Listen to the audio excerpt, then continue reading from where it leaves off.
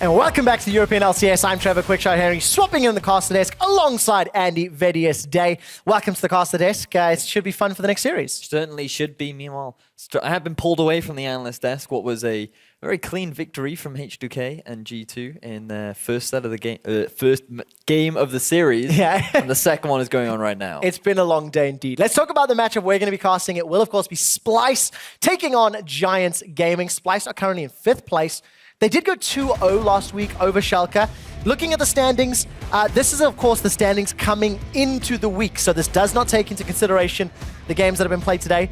It's not a great story for either of these squads, but they're still in that run for playoffs. They certainly are. Splyce currently sitting in the middle of the pack, and Giants desperately trying to figure out where they actually fit right now on top of the leaderboard. Because if we just look at who they've played so far, they played against H2K, Fnatic, G2, Top Dogs, and EULCS1, who have been underperforming just a little bit. So we're still yet to figure out where they actually fall. H2K, Fnatic, G2 losses, and then they beat EULCS1 last week. They destroyed EULCS1. Very convincingly. So this is an interesting matchup because now we can see Giants against another team who's been performing well, Splyce. Somebody's been performing well on the team, Mickey. Great addition to the roster. Seems to have brought like a certain amount of level-headedness to the squad. He certainly has. He had a phenomenal performance on Bard last week, and I was really impressed with the playmaking potential that this individual has, and overall just the team cohesion that Splyce have been able to develop, constantly landing those cosmic bindings and just setting up plays all around the map, enabling Splyce to get the lead that they needed. And that first game against Schalke was just really impressive to see. I've got that tiny pet peeve with his Bard because he looked so good on it, but he put himself in so many bad situations. It's like, why are you making it harder for yourself? Let's talk about their opponents who also looked great last week. Giants, they got their 2-0 against Unicorns. They got the 3-0. They got a pentakill for Sonstar. And I know you're a big fan or a supportive viewer, I am a supportive viewer of their mid laner Knights. I certainly am. To me, he's a very talented mid laner, and the thing about this clip in particular that I want to highlight is Knight's target focus and positioning in teamfights is so smart. The problem for Knight right now is as he's gained more confidence on stage, he's more willing to force fights and make these plays. And as you saw from that fight, it worked out great for Giants because Sonstar was able to get himself the pentakill, but there were many times previously where he goes in to set up the play, go for the Shroomer shuffle, and it's backfired horribly. He's given away his life, and because he's now more confident, more willing to make these plays, sometimes it can backfire pretty horribly for him. Yeah, it really can, and we'll need to see whether or not he can calm down some of that play. As the players are getting ready for the draft, we're going to hear from Max Law as he gives his take on the summer Splyce. I think Splyce have improved a lot since last split. You can just see it in their gameplay. I think their top lane has improved a lot as well. And just I would say their shot calling has improved with the addition of Mickey X, and maybe they're like caring more about the game and so they take scrims more seriously. The old Splyce was just a bit messy, you know, they just didn't... It's like, I think they had huge communication problems before and they've seemed to fix that. I think that's a very fair assessment. The old Splyce versus new Splyce, they seem to be a completely revitalized roster. It does seem that way. Yamato Cannon has done a great job during the downtime of turning what was a ragtag bunch of miscrits into a very well-established middle-of-the-pack team. Right? Yeah, the ceiling for the squad seems to be higher in summer. We'll find out how high it can be. Before we get into games, let's take a quick look at those starting rosters. In the blue corner, it is, of course, the Splyce boys. We've got Wonder in the top lane, Trashy in the jungle, Senkax in the mid lane, Cobby, their star ADC, Mickey, the support, and the potato Yamato Cannon coach. And in the red corner, it is Giants Gaming with Smitty J up in the top lane, Max Law in the jungle, Knight in mid lane with Sonstar, Hustling, taking up the bottom lane, and their coach, Lozar. I'm going to go back to this story that we began to touch on. Giants' first 3 series of the summer split was against the 3 teams that are widely considered to be the strongest in Europe right now. And they put on a challenge, right? They weren't exactly ruffle-stomped. And now we need to see how they perform against teams in the same bracket on the ladder. Yeah, I completely agree with you. They seem to be doing okay. It was a great quote that I had from DeFisher last week where he goes, players in this team are great. They've got everything that they need to succeed. Just as a team, they're awful. They have no idea what to do as a team. They don't know how to make correct decisions. They don't know how to move around the map.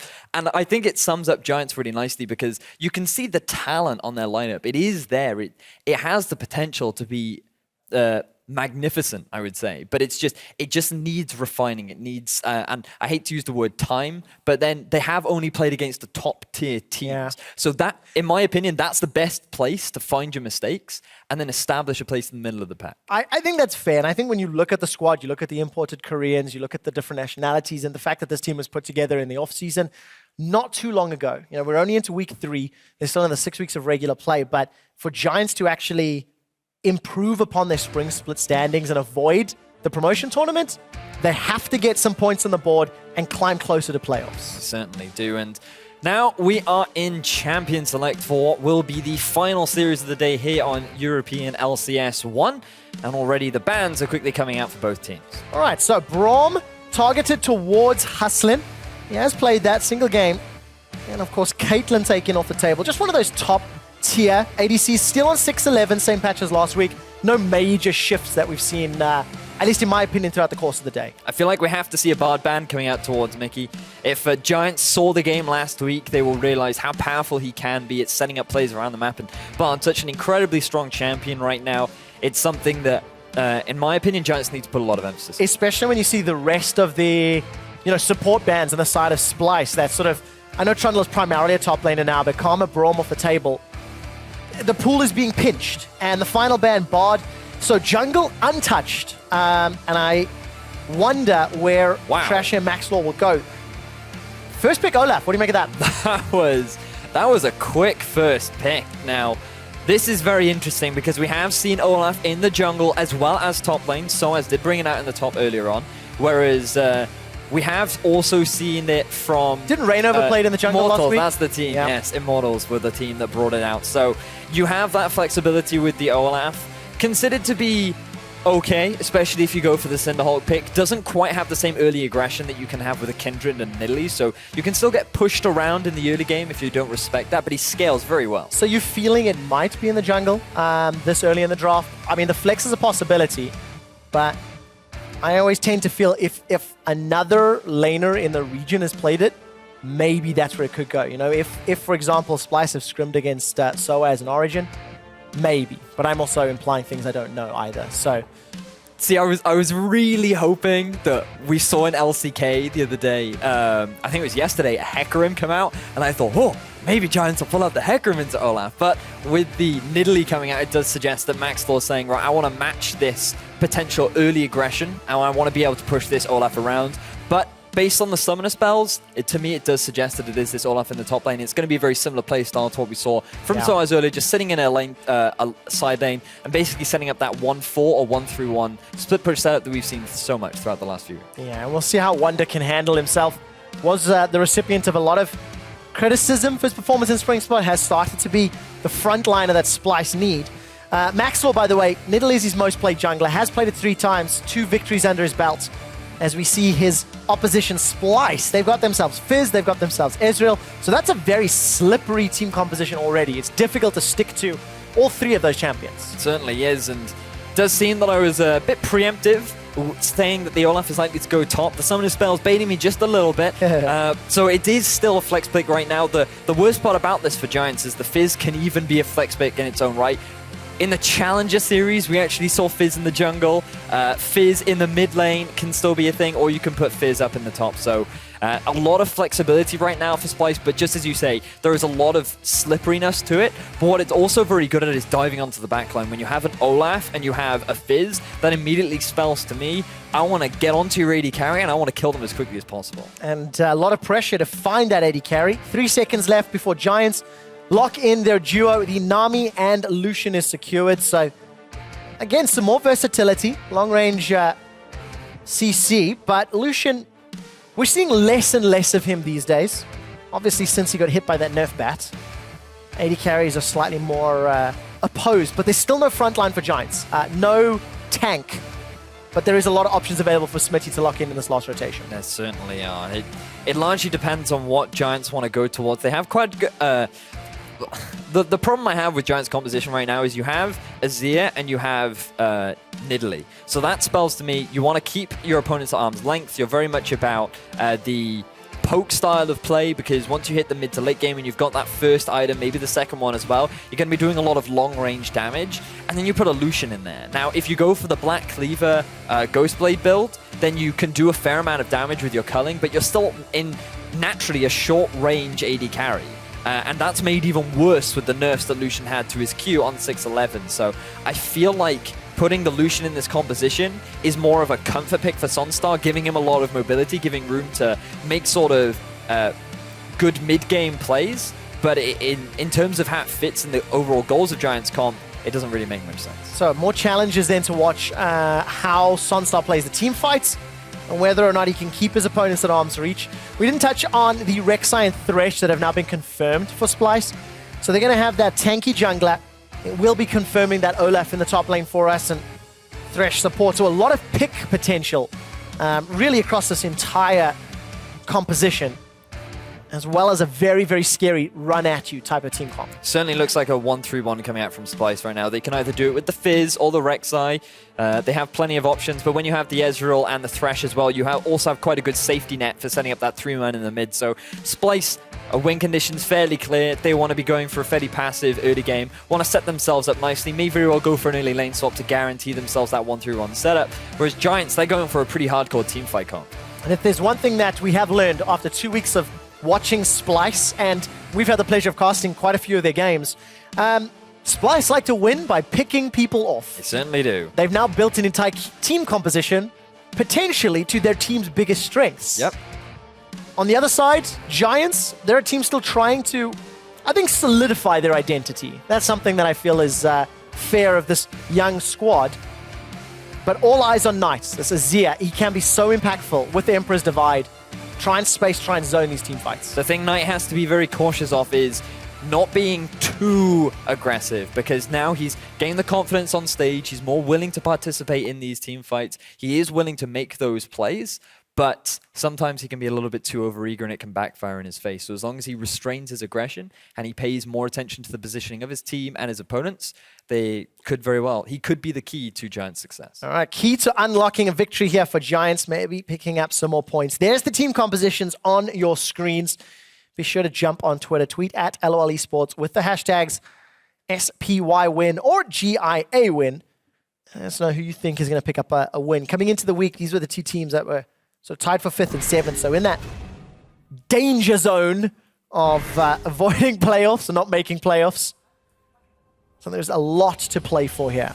That certainly is. And I'm actually really excited for this matchup. I think that this will be a really good indicator, especially as to where Giants right now fall on the standings. If they even just take one game off of Splyce, to me it suggests that they're heading around like middle lower of the pack, and if they can straight up 2-0 Splyce, then Giants perhaps solidifying themselves as a middle of the pack team. So yeah. I think it's quite exciting to see, and for Splyce, we're going to see if they can maintain their consistency, because they have been arguably getting better and better each week. They've identified their weaknesses in terms of, okay, we're actually quite bad at setting up team fights. And what we saw last week, especially Senkux on his Anivia, they were playing team fights so much better than they were in week 1. I'm actually glad you brought the spotlight to Senkux, because he's got the teleport flash Fizz.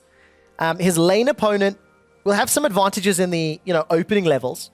But once Senkux gets closer to kill potential, especially with a Rek'Sai and with that global summoner spell, I think there's a little bit more pressure on him this game to step up and keep the Azir down, because if he doesn't, Knight is going to have so much room for growth and all this headroom. He's already shown us how impactful that Azir can be on the stage. It wouldn't surprise me if Trashy invests some of his early game presence towards the mid, trying to help out Senkux get through what is considered a very rough laning phase. But Senkux, he doesn't care. He just wants to be hyper-aggressive already. Yeah, goes in with a playful Trickster. I think comes away just slightly ahead in that trade. The Corrupting Potion is going to be helping him out. Oh, Mickey going to steal away one of the Krugs and just be a nuisance in the jungle. So what Giants need to do now is they very quickly need to move away. Wunder actually taking a lot of damage in the 2 versus 1 down in the bottom lane, but Knight taking exactly the same in the mid as well. So a lot of skirmishing going on all across the map. But Mickey, what he did, the lane swap come out from Splyce. They wanted to avoid the 2 versus 2 against Sonstar and Hustlin, but they actually took Wunder away from the Maokai matchup, which typically does go in the Olaf's favor. But it does seem that Giants quickly responding to this early pressure coming out from Splyce. And I'm actually surprised to see Maxlaw not rotating around to the enemy red. And in fact, he's actually going to take his own. So Maxlaw not caving under the pressure of Mickey, and it looks like he's still going to get all of his buff. Yeah, he may even be able to come out ahead. We'll see how many of those camps he can secure. Swaps to the Cougar form. We caught a glimpse there of Wonder teleporting up to the top lane.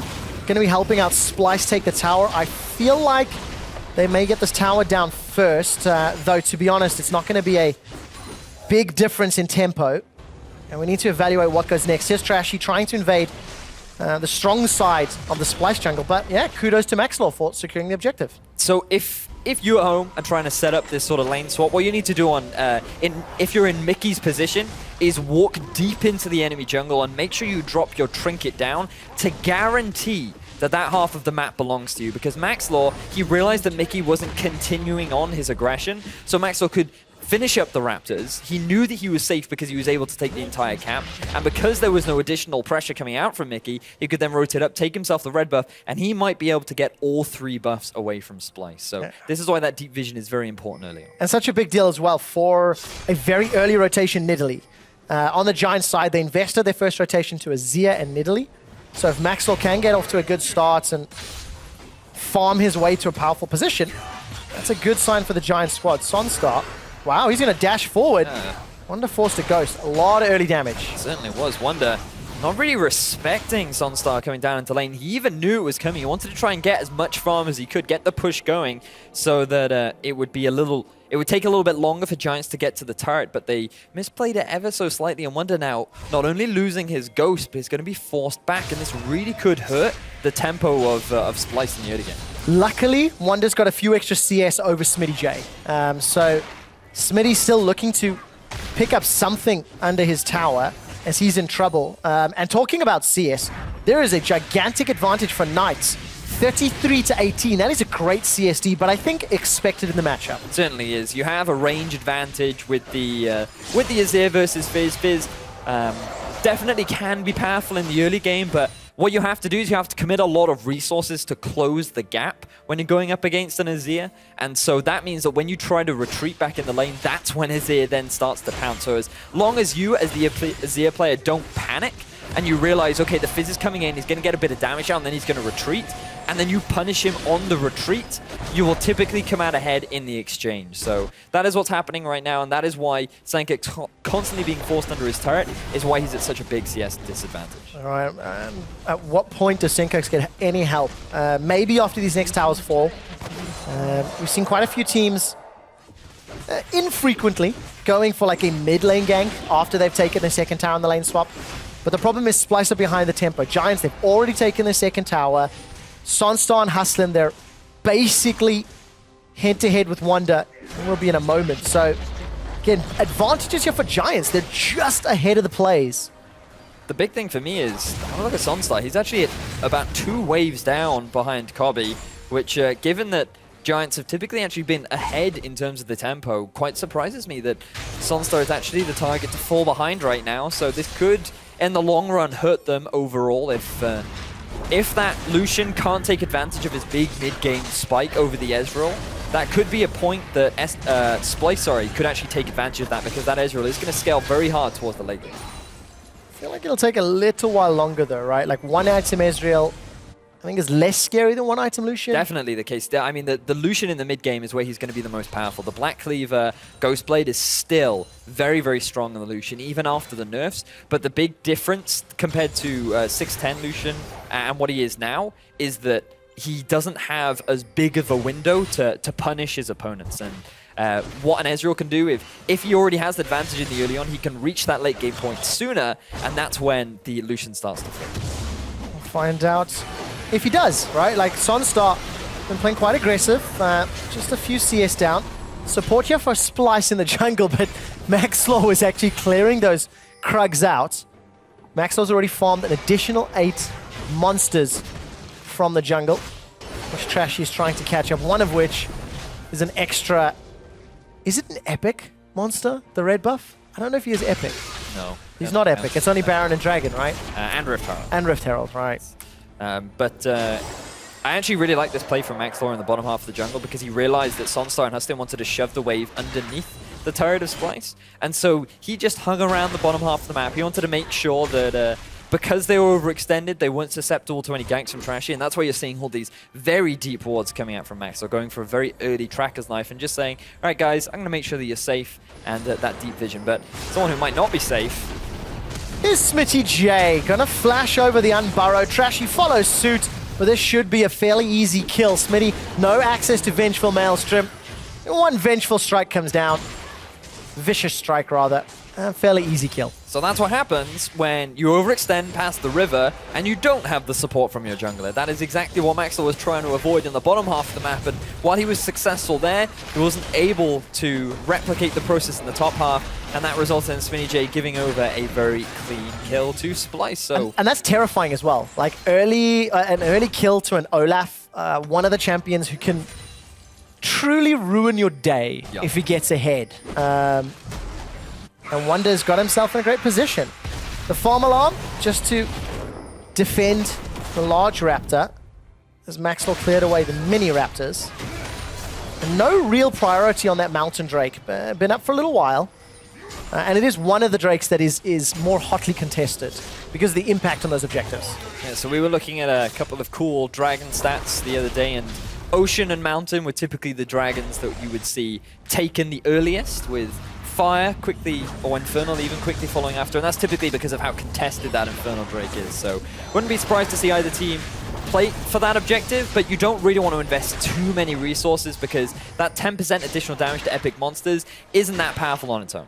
Yeah, not by itself. Need a couple extra stacks. Looking at the mini-map, Trashy's coming in for a gank. Senkux sends out Chum the Waters, and Knight, he whiffs the Emperor's Divide, sends the Sand Soldiers forward though, and is able to survive with his life. Smitty J cancels the TP as well. Big misplay from Might. Not only burning both of his summoner spells, but also missing the ultimate results in Senkux only having to burn his flash to get away from that. You also actually burn the teleport away from Smitty J, and that's actually a lot of resources lost now for Giants, resulting in them not really having as much pressure around the map. And as I say that, Trashy may be looking for a gank in the bottom lane, but he is still very mindful of the potential positioning of MaxLore. All right, so Vidius, give me a TLDR here. We've got Wonder and Olaf, who's +8 CS over Smitty J. Not too bad. Different story elsewhere on the map. Nearly 40 CS down is Senkux's Fizz, but that is only mirrored by the +30 CS of Kobby. So where do you rank the power when you see these massive shifts and swings in CS and gold? Well, in the mid game, the power will definitely be in the favor of Giants. Azir only really needs one item to be effective. It looks like he's going for the Abyssal Scepter, which still has its merits. Definitely not as power as perhaps the Nash's Tooth in the mid game, but you will have that flat ability power. And look at Knight, he doesn't have flash. No, he doesn't. The slide and glide is not enough distance, but there's support from MaxLore. A pounce forward into a flash from Mickey. He puts the box down, and MaxLore gives up his life as well. Splyce get 2. And that was just a big misplay from Knight. He shouldn't have been that overextended in the lane. He didn't have the vision control in the bottom half of the map, and it was just a clean gank from Splyce. And this was something that we were discussing earlier on doing Champion Select, that Knight, he needs to be mindful of his overaggression. You have a big lead during the laning phase. You have a good advantage. You can't afford to push that too much because it can end up backfiring horribly. And all of the deep vision in the bottom quadrant of the jungle had timed out, so Knight was even pushing on the weak side, just gets punished. Yeah, it was just a very clean gank coming out from Splyce. All 4 members, there was no way that MaxLore could turn that around. Did have his flash, and that's why he decided to go back in a little bit aggressively, because he felt like he could flash out, maybe pick himself up a kill in return, but didn't end up working out, and now 3-0 in favor of Splyce. About 1,000 gold lead in the head, and right now they're finding the picks that they so love. Absolutely, and more importantly, I feel, is keeping Senkux a little closer to being relevant. Despite being down 40 CS, 2 assists on the board. It equates to about 550 gold. There's 2 stacks on that Dark Seal, so Senkux, despite being behind, he's getting a small helping hand from the rest of the team. And that's what they want overall with their composition. You have a 1-3-1 setup from Splyce. You put Wonder in a side lane, you put Senkux in a side lane. Both have teleports available. Have a look at MaxLore, though. He put the pink ward down, so was able to spot out Sunstar and MaxLore, so maybe lucky, maybe timing. Gets away with his life with that playful trickster. Trashy just clearing out the jungle. You know, Splyce, it's an interesting start to the game, but they're punishing Giants' mistakes. SmittyJ was overextended, got taken down for it. Knight, riskily pushing a lane, gets punished for it. And those could be the difference makers as Dragon has been started by Giants. Well, there's good vision from Splyce. They know that this is happening right now, and you just talked about Giants' mistakes being punished. But the question is, how are Splyce going to be able to punish this Mountain Drake? It is the hardest Drake to kill, but look at this, the collapse coming in from Splyce. There is 2 teleports available for Splyce, but it's SmittyJ who pulls the trigger first. Sand Soldier's coming in from the side of Knight. Maxlaw's already killed before anything else can happen. Senkax gets dropped down as Trashy's forced to flash away defensively. Needs to burrow for HP, won't be able to. Giants get their first 2 kills on the board. Tidal Wave sends up 2 members of Splyce.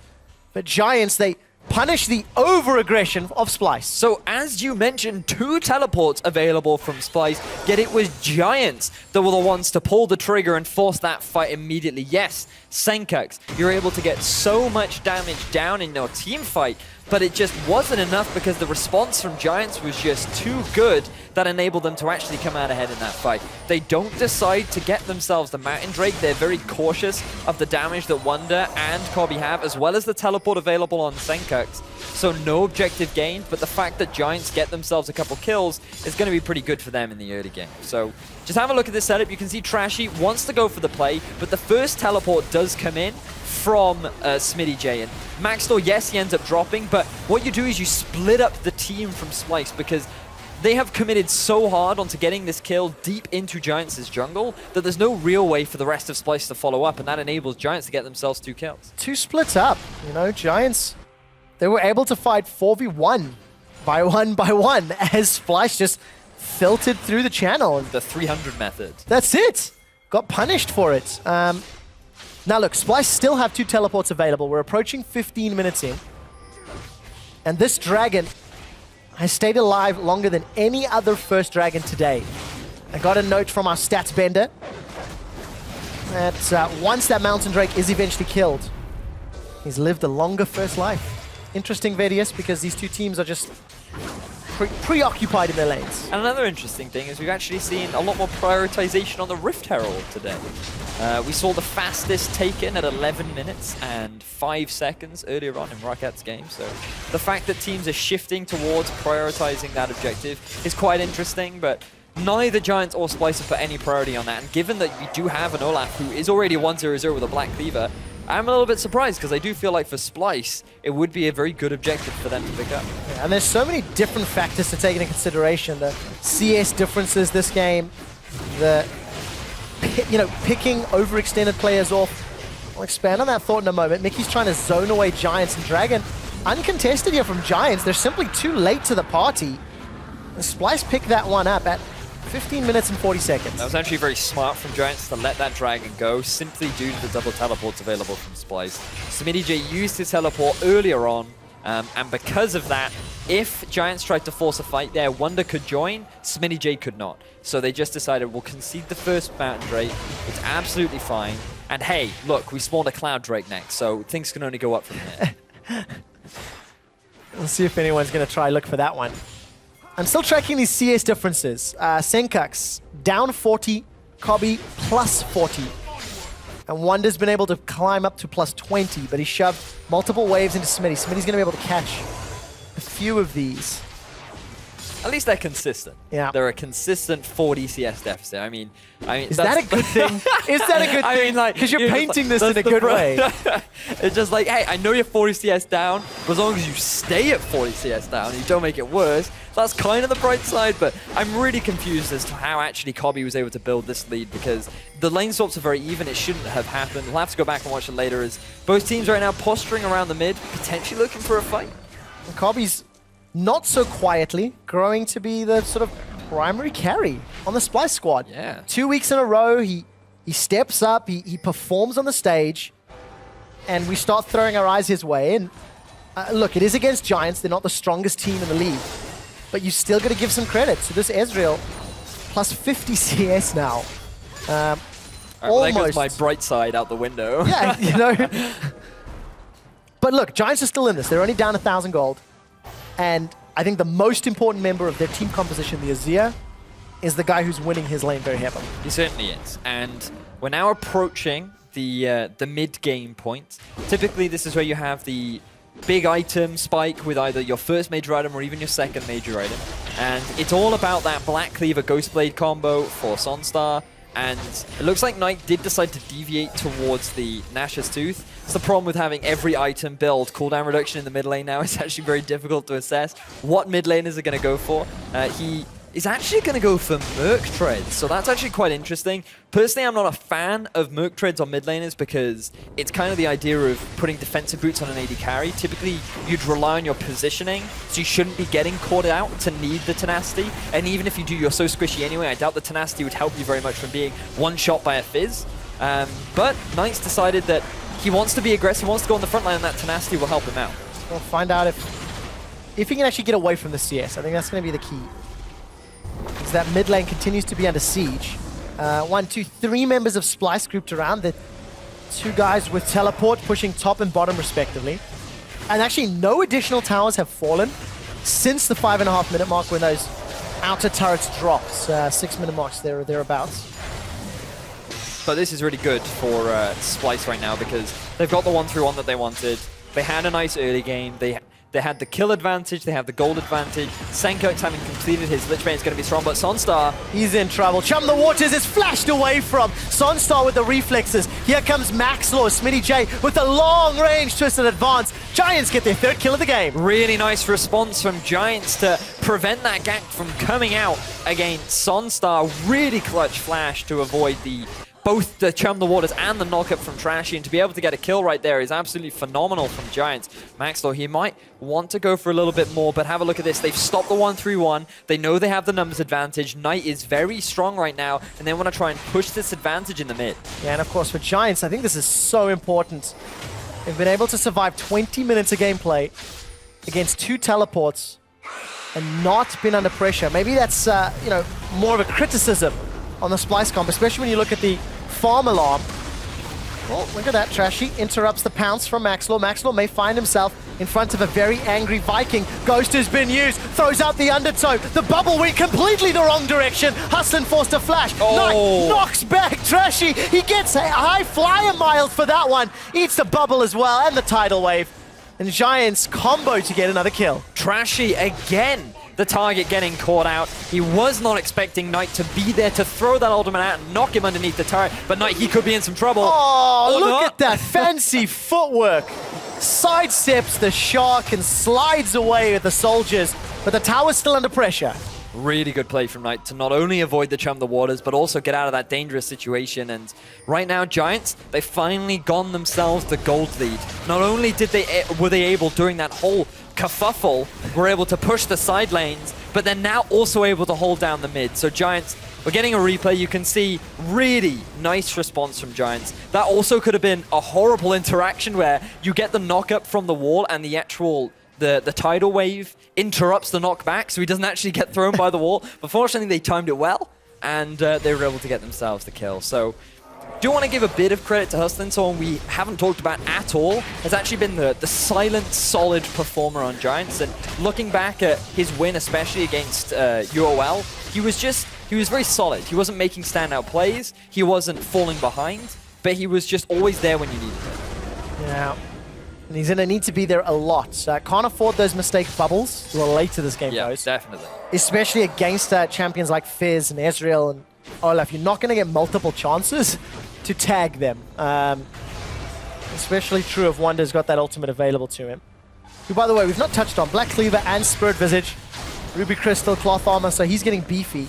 Ouch is how I would define that. Yep, that was pretty painful. But Mickey was just trying to set up the chain. Didn't work. Took a slap in the face for that one. Just like Sandsor just giving him a cheeky slap in the face. No, bad Solly.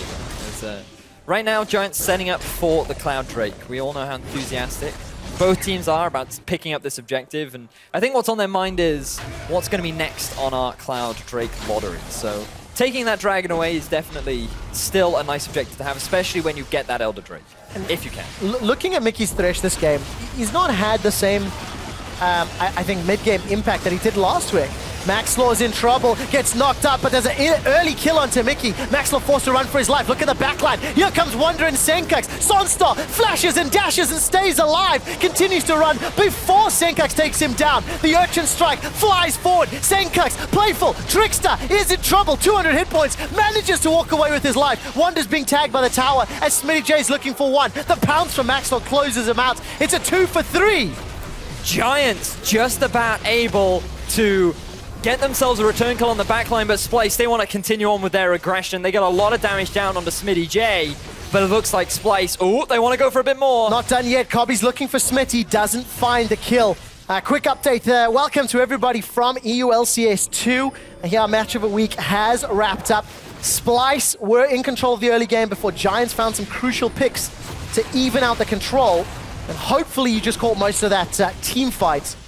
Trevedius has led to Splyce getting the dragon. It does look like that. So Splyce, fortunately we have the replay if you did miss it. Giants were on the aggressive. They did not respect the double teleport flank.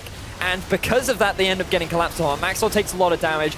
Knight sitting on the front line gets chunked out by that Chum the Waters. Sunstar gets collapsed on by both Wonder and Senkax. And this is something that we discussed during the Champion Select. Splyce's comp was all about diving onto that backline. They basically said, I want to kill your AD carry as fast as possible, and they did just that. And when you have so much mobility from this Ezreal constantly keeping his distance, it basically just becomes a situation where Giants are just trying to run away from this duo powerhouse of Senkax and Wonder. And that triple kill that Senkax picked up actually puts him on even gold with Knight. Despite that CS difference, Abyssal Scepter, Lichbane, and a lot of squishy targets to chew through. Until those hourglasses are picked up from Maxlaw and Knight, they're going to be in a lot of trouble. Chum the Waters, not the greatest damage, but it allows Splyce to control the mid lane. Javelin toss comes down. Maxlaw, he's pounced in. Senkax, playful Trickster's up into the Lantern. Not going to be enough, though. Good death sentence onto Maxlaw will allow Cobby to find the kill, but Knight's Sand Soldiers are tearing through Splyce's hit points. The Piercing Light picks up a kill for Sunstar as Mickey's in trouble. Wonder, where are you? Simply not with Splyce. Double kill for Sunstar, and Wonder's left wanting. And this game is all about not respecting the teleports. This time it was Giants setting up the teleport play. They get themselves the flank and they get themselves 3 kills. Senkax, you had a triple kill and you've just thrown that gold advantage away as Giants, they look to take a tier 2 for themselves. Yeah, they're not done. They don't have a huge minion line to work with though. Albeit Splyce can't necessarily wave clear. Wonder finally arrives. One undertow as the tower falls. Giants regain control in a 3,000 gold lead. They certainly do. Very back and forth game so far. Both teams optimizing those teleports whenever they see the opportunity. Senkax, he used that playful Trickster very early on, resulting in him taking a lot of damage. Beautiful tidal wave coming out from Hustlin to interrupt the full channel of the Lantern, and that buys enough time for both Smitty J and Sonstar to get onto the back line and pick themselves up a couple of extra kills. So Giants getting themselves 3 clean kills in favor of 1, resulting in them getting 2 tier 2 turrets in the mid, and some really nice play overall. And absolutely no doubt that Smitty J's teleports have been more impactful than both of Splyce's TPs this game. 0-1-6 on that Maokai. You can hear Giants running for their lives. Knight almost caught out on screen. He's able to escape, picked up the Seeker's Arm Guard and an Amp Tome. So started that process of the Hourglass, which I think is going to be very, very important to buy some time. I completely agree with you. You need those defensive stats to not only deal with the Fizz, but to deal with that onslaughting Olaf as well. So the Infernal Drake will beat the next Dragon, likely to be the next point of contention as well, because both teams, they want to pick up that additional 8% AP and AD. And as we're moving towards the later stages of the mid-game, where most players have picked themselves up their 2 items, some have even picked up 3 items, this is where these team fights are really going to start to swing in one team's favor. Yeah, that Dragon should spawn shortly after 29 minutes. And looking at some of the power items picked up, Smitty, Sunfire plus Spirit Visage. Talking about Sonstar, Black Cleaver, Ghostblade, Rapid Fire Cannon, Muramana, Blade of the Ring King, and Iceborne Gauntlet. That is a terrifying Ezreal. Yep. Especially in prolonged team fights. And it's going to be really hard to lock him down as well. When you only have a Maokai, It's unless you can force him to burn his arcane shift very early on, he just has so much mobility and so much kiting that it's going to be so difficult with Giants lineup to actually lock him down. So Kobe likely to be the final target of focus. They have to hit through the front line. You have to kill Wonder, you have to kill Senkox, and then you look for the cleanup. Luckily for Giants, Wonder and Senkox will not be standing on the front line. They'll be running to the back line. So Splyce have to execute this team composition and their team fights near perfect, because they will leave a lot of openings in terms of their, their grouping. That is a big thing about playing with an Olaf in particular. Because your ultimate allows you to ignore all crowd control and you have a ghost as well, sometimes you forget that your team can't run as fast as you. It's like the Jarvan effect where you flash, EQ, ult, and then you're like, guys, I forced a fight, and then you're like, team? Where have you gone? And then that's something that can often happen with Olaf, and it will result in a big divide happening between you and your team where you have Smitty J holding off 3, maybe even 4 members, and that just means that the rest of the Giants lineup can just kill Wonder. So they have to be mindful of that. Splyce trying to set up a play around the Baron, but good vision control from Giants means that they're not going to be able to pick that What one. I do like from Splyce is Wonder's down in that bottom lane. He's pushing up. He's going to pick a fight with Smitty J, who's got a level advantage over Wonder. And Wonder's actually not going to commit much longer. So the Baron forcing Giants' hands, pulling Giants towards Splyce, and then Splyce being forced to peel away. There we go, 25 seconds till Infernal Drake. There's not a lot of vision really at all, because I think the threat of Baron is looming as we approach 30 minutes. Certainly is. Notice the Giants have set up a defensive ward line in their half of the jungle. They want to be mindful if Splyce go for those deep aggressive wards, because if they do, that is a strong indicator that Splyce want to hard commit to the Baron, because if they have that deep vision, it means they can see where Giants are and how quickly they are reacting to the Baron. So Giants just preemptively setting up for Splyce's potential Baron play. So, hitting nearly 30 minutes. I've got a bit of a pet peeve when teams have double teleports and it doesn't look like they're trying to create situations to use those teleports, with vision or plays in multiple side lanes. And I just don't think they've been particularly impactful this game. And to make that even worse, your Fizz has a teleport, yet he's still 90 CS behind Knight. I mean, you can literally just put him in a side lane, he can soak up a lot of the farm, and he can close the gap that has been created. Fortunately, in terms of gold, they're still relatively even. You can see in terms of the items, they are a little bit behind. Senkox is about half an item behind. But the fact that they haven't been optimizing these teleports, it looks like they're trying to change that right now. Yeah, feels that way. All right, now remember, Splyce looking to dive the backline with Olaf and Fizz. This is a potential pincer moment. The Dragon's already gone. Splyce, they're too late to the party. They simply cannot contest. Giants will back away.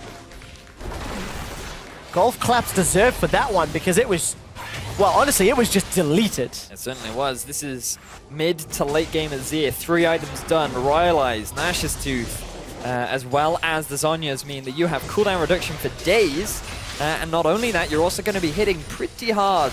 So something that not only is great for taking objectives, but is also great in these mid to late game team fights. Then this really is where Giants are at a big power point. They need to be mindful though, because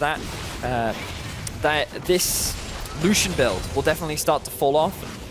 I tend to be quite hesitant with the word fall off, because it doesn't mean he's useless, but it's just not as effective as, say, something like the Essence Reaver build would typically be. I think that's fair. Like the potential with your itemization choices. Yes.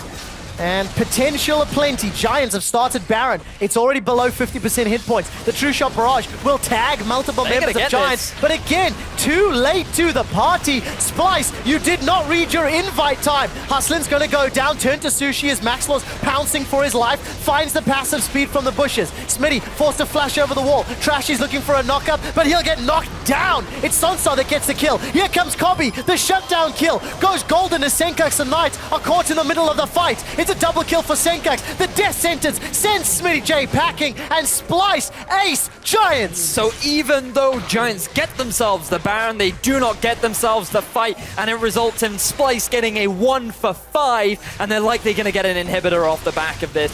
Very clean fight coming out from Splyce, taking advantage of the fact that Giants just split up and panicked after taking that Baron. The entire damage component of Splyce is still standing, and they're on the inhibitor turret. Tidal Wave will buy some time. That may have just saved a Nexus turret.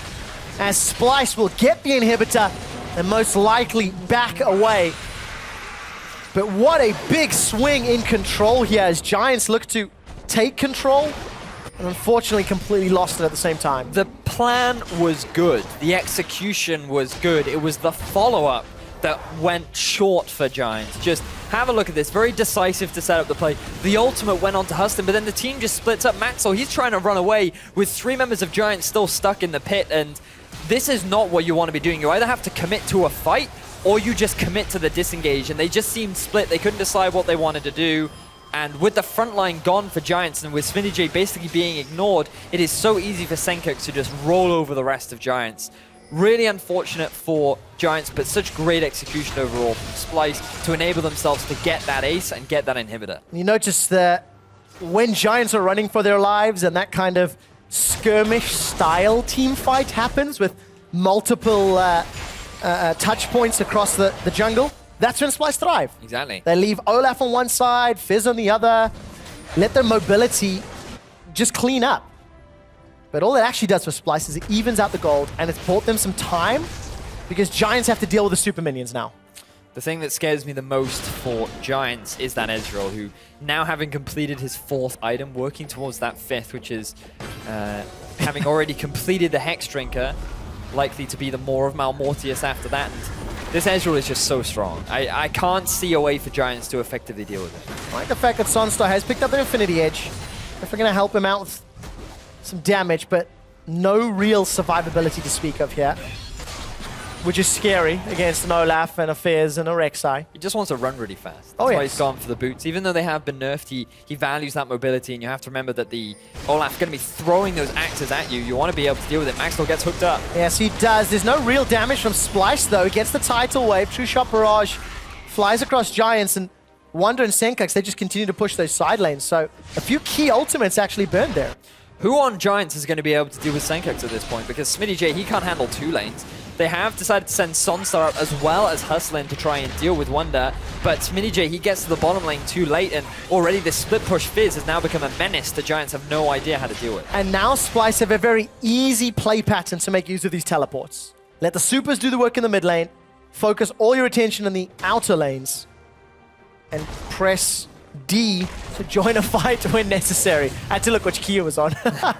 You could make it even worse for Giants as well, because you can actually send your 3 members into the mid, and you can have them pressure those Nexus turrets, and then you set up the 1-3-1 once again, and which Giants are then forced to just sit in their base, and that results in losing both their tier 2 turrets. But Splyce, they want to be a little bit more cautious. They want to go for the 1-4, but they actually just sent all 5 members up to the top half of the map. Feel like they missed a bit of an opportunity to get themselves a tier 2 turret in the top, and it's just going to result in a tier 2 turret in the bottom lane going in favor of Splyce. I like some of the reservation, though, from Splyce. You know, they have the potential to tower dive, but you never want to tower dive at a Zia and a Maokai and a Nami. There's a lot of tools to deal with it, so playing it safe. Maybe wanting to play a little less safe, Guardian Angel. On an Olaf. Oh man, there's nothing more terrifying than that. Not only is it hard enough to kill the Olaf, but then you have to kill him again.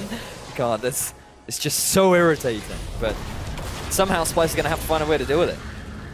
They don't have a lot of time to figure it out because it's 20 seconds to Elder Drake. To be fair, only 3 dragons taken by 36 minutes. You know, the first dragon only fell at around like 15 or 16. It was very late in the game. Let's take a look at the setup. Again, I think very poor vision around the dragon. 2 fairly shallow wards for Splyce inside Giants jungle. As you can see, the vision being toggled there. But I do like seeing Wonder again pushing up in this top lane. I want to see if he can teleport to the right ward this time around, because the last time Splyce set this play up, it did not go very well for them. It certainly did not. They need to make use of that double teleport that they have. But now Smitty also has his teleport available, so everything up right now for both teams. All the flashes are set for Mittens, as well as all of the additional summoner spells mean that we are going to see a bloodbath of a fight if we do have it come. Oh, I'm going to hold you to that one. I really hope that we do. Because at 37 minutes in, the next big bloodbath determines the victor, I feel. Especially if you can get a clear, clean fight. Death sentence just short. Is Knights able to fly away to safety, reaching 5, 6 items for most of the sort of carry type roles. And heard a death sentence connect onto a minion there. Where is the Void Rush? Into the jungle. Giants have got position on the Elder Dragon. They certainly do, and if they pick themselves up that Scuttle Crab, it's going to be very beneficial, not only in terms of the disengage potential, but also the natural vision that it provides, something that Splyce will not be able to close out. The Baron is also spawning in 45 seconds, which means that that's another objective that both teams have to be very mindful of, and it's turning into a very tense game. The gold is very even, and what feels like Splyce have control of, when you actually look at the numbers, it's actually a much closer game than you think. Yeah, I think so too. And I think it's control to the same style that a bull rider controls a bull. I can't say, but from someone that's never ridden a bull before, I can't. Oh, I've never ridden a bull. No? But You seem like the time traveler. I wish. That's actually a very nice compliment. Thank you for that one. But it just you'd be feels quite like majestic. Splyce, they're at risk of being kicked off and taken down at any point. Late game Maokai, super tanky, got that Iceborne Gauntlet to boot. Knight's hit his 4th item, Void Staff as well. So the players that I'm actually going to be keeping my close eye on will actually be the 2 junglers, because in the late game, junglers really struggle to have a big impact unless you're that big CC heavy sort of tank. With a Nidalee and a Rek'Sai, they have to be very mindful of the targets that they actually focus on.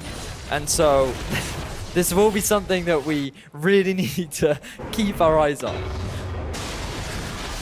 All right, let's keep our eyes on Baron. As Giants have started this, they're burning it down. It's below 50% hit points. Teleport is from Smitty J. I think he's going to get in behind Splyce, but it might be too late. Max Law's in trouble, but that's only the support. Smitty J's caught in the middle of the Splyce team. Trashy's gone all the way forward. Doesn't really get the knockup that he wanted. Wonder's running for his life. Cobby gets tagged by a Javelin Toss, and nobody has died yet. The bloodbath Vedi has promised me has not come true. But the Baron stays standing. And Splyce are looking for position on an objective. That would have been such a good fight for Giants if only they could lose aggro on the Baron, but he was doing so much damage on the backline. He was just doing as much as it could to make Giants' life difficult. And have a look at this. Another teleport coming out from Splyce. The response from Giants isn't fast enough, and it looks like Splyce are going to pick up this Elder Dragon. Remember, Smitty J teleported in behind Splyce. It's not available. Splyce are not killing this Elder Dragon incredibly quickly, which means Giants are going to get in range. Death Sentence has caught Max Law. He's forced to pounce away. Has not got Flash available. He's in trouble. Chum the Waters does not find a Giants member, but the Death Sentence does. Wonder down to 1,000 hit points. Still got the GA available. He's running for his life, and the Conquering Shifting Sands cannot buy the control that Knight wants. Elder Dragon to Splyce. So Giants, they tried to contest the Elder Dragon. They realized that they cannot afford to give that objective away, especially with the Man in Drake already picked up for Splyce, because it's going to help them take that Baron even quicker. But they're able to successfully disengage. And now, remember that the Elder Dragon is only about 2 minutes in duration, so Giants can stall this out with the Azir. Yeah, they have to do that while stopping Baron and while dodging Mickey's death sentences. As we've gone later and later in the game, Mickey's finding more and more targets. There's a flash available. Death sentence is dashed away from as Sunstar is able to avoid it. The Sun Disc goes down from Knight onto that outer turret. Look at the minimap. There are massive minion waves for Giants pushing into Splyce's territory. Baron has been started. This is risky indeed. Death sentence connects onto Max Law once more. Splyce peel away. Tidal wave will split the fight. Wonder, remember, still has that GA. There has been tension for 10 minutes. So tense. But nothing has gone down. I was just watching Knight being like, is he going to go for that really clutch 5-man ultimate? Like, they're all setting up in the Baron pit. This could be it, but he doesn't have his flash. He's very mindful, and we're at 41 minutes into the game. One wrong move can result in the game being over for you, and Giants are the ones to kick off the Baron. Giants, they've started. Remember, they've got way more damage. 6,000 HP on Baron. It's going to get helped out by True Shot. Senkak's forced to run away. Chum the Waters will chunk down Knight. He's caught by the Flay. Forced to dash away. Hustlin's in trouble too. Wonder's got the first kill. He's taken Knight down. Smitty J, the front line, is killed as well. The rest of Splyce, they turn their attention to Baron. That might be the play that opens up the game for Splyce. Giants trying to force the Baron was such a big mistake, but look at Maxwell. He might go for the steal. He might indeed. Can pounce over the wall. Smite is available as well. Bubble catches Trashy. Baron down to 800. Oh, It's picked up by Giants. They've got the Baron, but the problem is they've lost last 3 members. Can they defend their base if Splyce decide to push? Oh my word, Giants, they needed that Baron steal to stay alive in the game, and Maxlor, the hero that Giants need, just able to get it. Unbelievable that Giants are still in this game. Let's take a look once again at the setup. Remember, Giants had pushed Splyce away, and then the team fight breaks out. So Giants, they tried to force the Baron, even with the Elder Dragon still alive, and because of the positioning of Knight, he is forced to use that Zhonya so early on. So when the rest of Splyce finally join the fight, he quickly gets deleted, and he is a big part of your late game damage. But just have a look at the steal from Maxlor. He goes in a little bit too early. Splyce tried to stop dealing damage, but it's just not enough. Maxlor goes to the Q. A bit of extra damage is enough for him to get the smite down, and then he's able to get the steal. And now with the Baron, they might be able to hold on long enough to find another avenue back into the game. To find another potential team fight, another potential win-lose moment. Vidius, 43 minutes, 77,000 gold to 74,000. Thanks to Senkux being involved in all of these fights. He's got 18 stacks on that Medjai's. He'd upgraded it before the previous team fight. Oh, he does. Yes. So very, very close to 25, very close to that additional movement speed. Another GA for Trashy, Hourglass for Maxlor as well. Oh. Or not. Nobody saw that. Nobody saw that. Well, well, hopefully for Maxlor, no one on Splyce saw that, because that is a big cooldown that he's now no longer going to have available to him.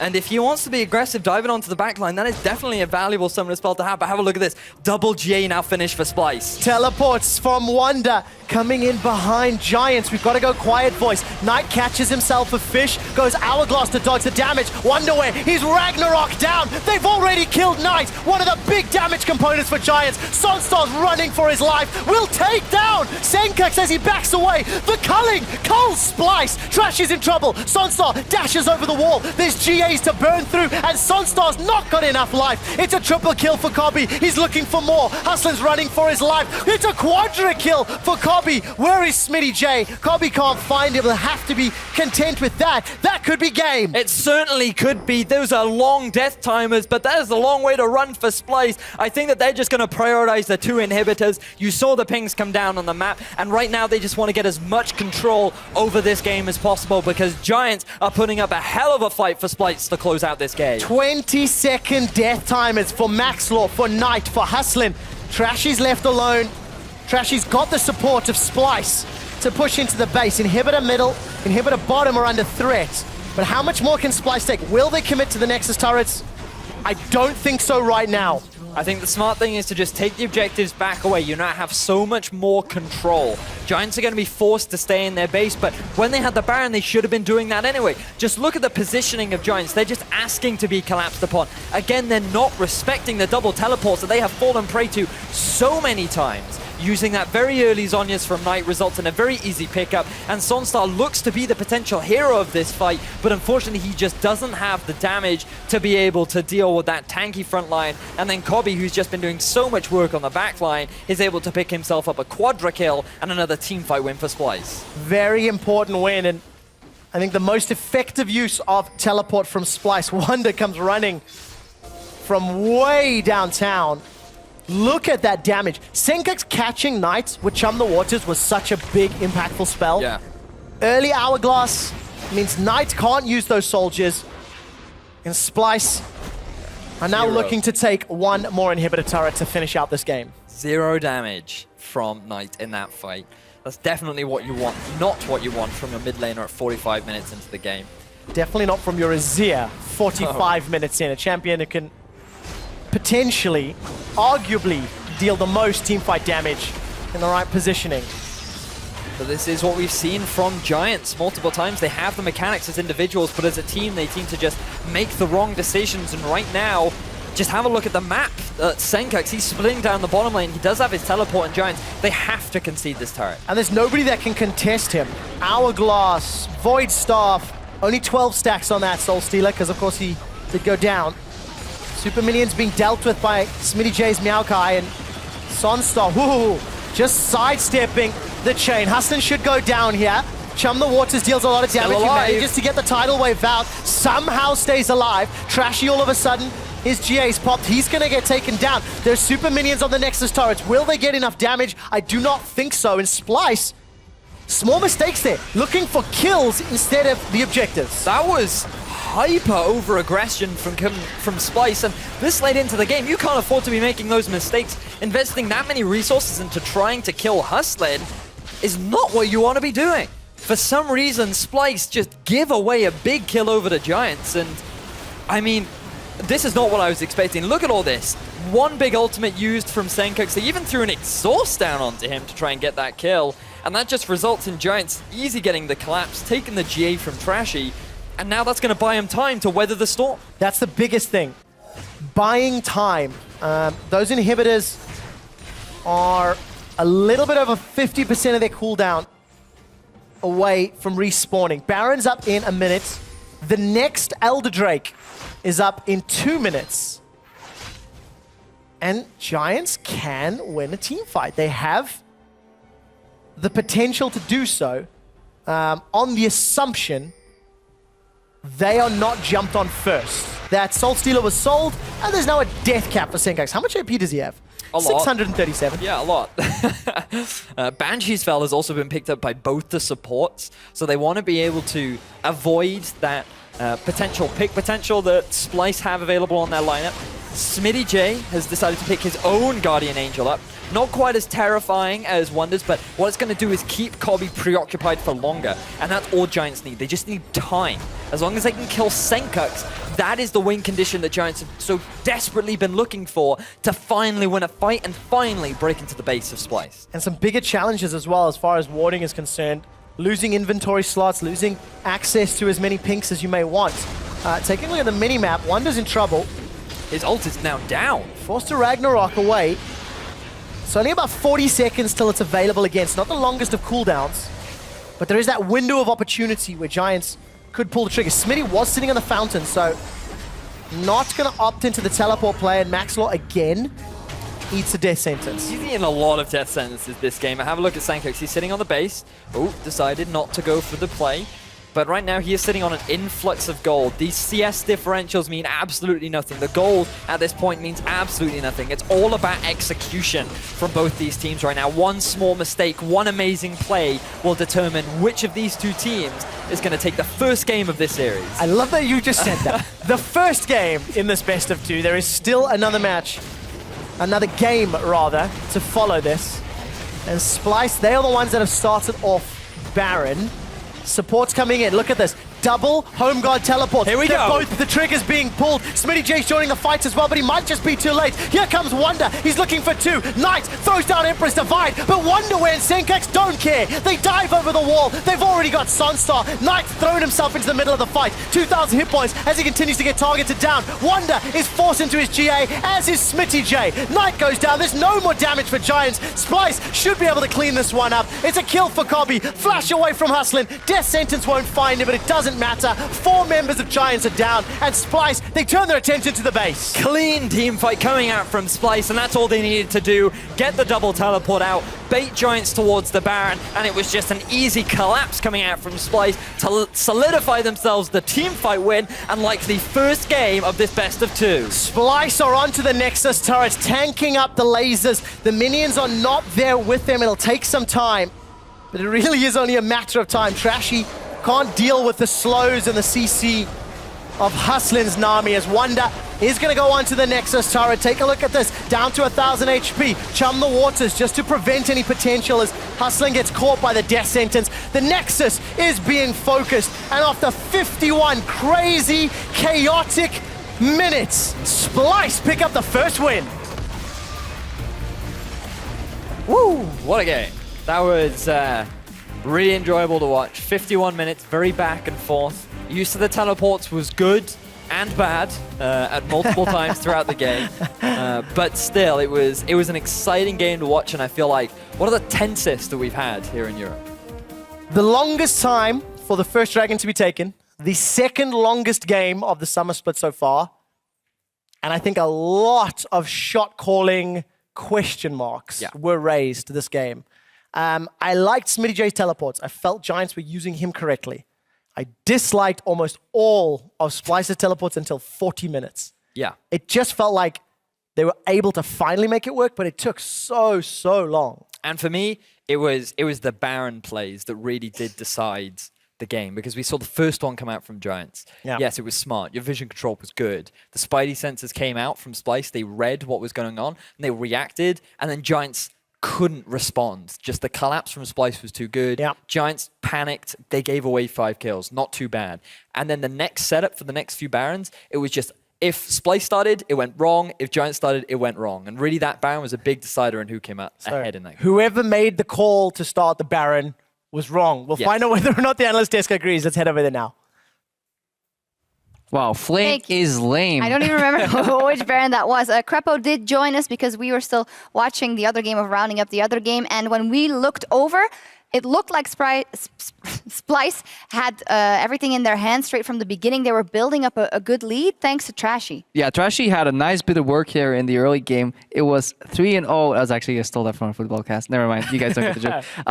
It was 3-0 by like 10 minutes 30. So I thought this would be a really quick, clean game by Splyce, you know, as we expected, you know, outranking Giants in terms of like priority here in the league. But then suddenly things started going wrong, and it was actually Trashy kind of spiraling downwards, you know, where first he was making clean ganks, he was overextending, not really synergizing well with his team. Let's first take a look at what he did well, Trashy, because that's something we've seen from a couple of games from Splyce already. They can get that early lead thanks to his movements. Yeah, just early game, he just had a couple of clean ganks here, just isolate Smitty on this replay. Later on, I think there was a phase in the mid lane, and then quite a few phases later, like here, yeah, this is one of the key plays. In the first 3 kills, Trashy was involved in all of them, 1-3, 1-0 and 2 is what his score was after these 3 kills that went down. He just seemed to be everywhere on the map, and Maxlor couldn't match the pacing despite having like the higher tempo jungler on Nidalee.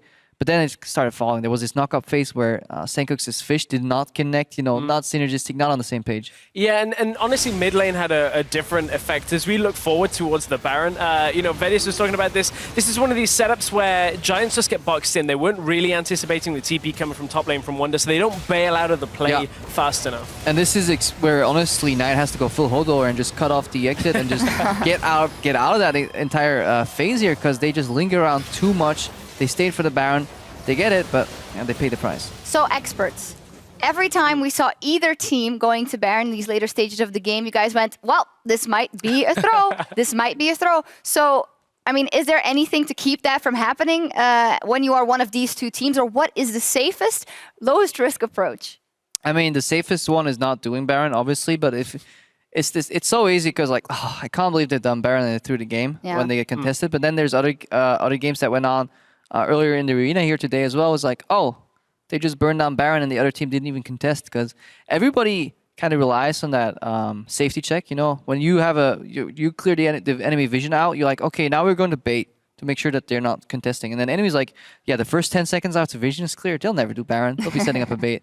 And it's kind of the gentleman's agreement. But if somebody steps out of that mold, just instantly starts Baron, suddenly you've lost it and you've thrown the game, so you look silly either way. I do think there was a couple poor Baron attempts this game without the necessary vision, and Maxlor, especially for Giants, like, he was trying to peel on Nidalee in some of these fights. Yeah, and the problem is we look at Giants, you know, warming up for the second game in this best of 2 is... What a warm-up. I was going to say, I say warming up, at least it. talking. The lights are bright here, and there's not a What lot are of they light. supposed There's no to jumping do? jack. I have Yeah, a better what are view they here, but there's no supposed to do? jumping jacks Okay. going on, so they're actually not working.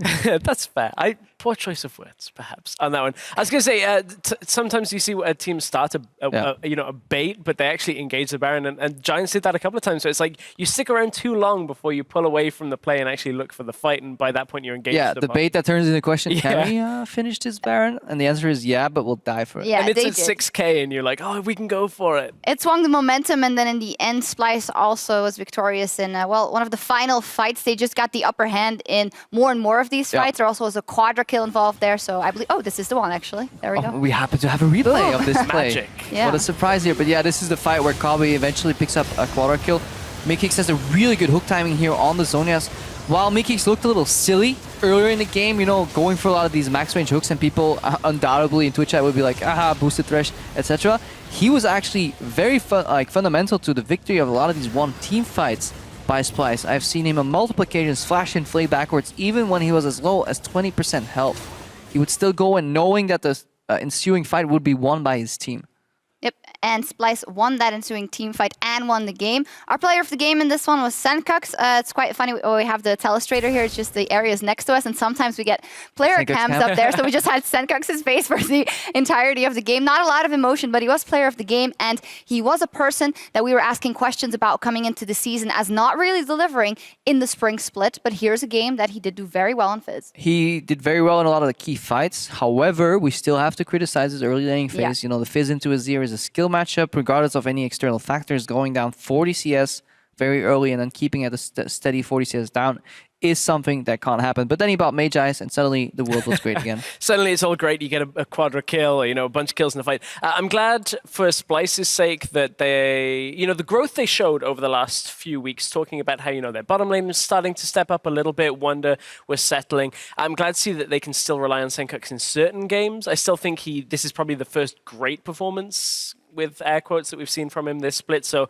there's still room for him to grow, looking to stamp his name in the mids. I don't think Splyce, with their current aspirations, shouldn't be struggling against the Giants lineup like this. However, the old Splyce would have not crawled out of the deficit of this game, and that is with the addition of Mikic and just better team play, something that they can do when they do get behind against weaker teams. They can get back. I mean, in the standings, they were neck and neck, and I don't actually think that Giants had a horrible performance in this one either. No. I mean, even Sonstar had some great movements, but it wasn't the end Splyce that was stronger. But I do feel like they can get a one-on-one on the board. But Splyce is just one win shy of an extra 3 points in the standings and a jump into 4th place. We'll see you back here in just a few minutes. Yes. My man Mickey X. Hello. Mickey X. Monkey X. Monkey X, come on. Come on, Monkey. Support from Maxlaw, a pounce forward into a flash from Mickey. He puts the box down, and Maxlaw gives up his life as well. Trashy's looking for a knockup, but he'll get knocked down. It's Sonstar that gets the kill. Here comes Kobby, the shutdown kill. Goes golden as Senkux and Knight are caught in the middle of the fight. It's a double kill for Senkux. Can pounce over the wall. Smite is available as well. Bubble catches Trashy. Baron down to 800. It's picked up by Giants. They've got the Baron. 2,000 hit points as he continues to get targeted down. Wonder is forced into his GA, as is Smitty J. Knight goes down. There's no more damage for Giants. Splyce should be able to clean this one up. And after 51 crazy, chaotic minutes, Splyce pick up the first win.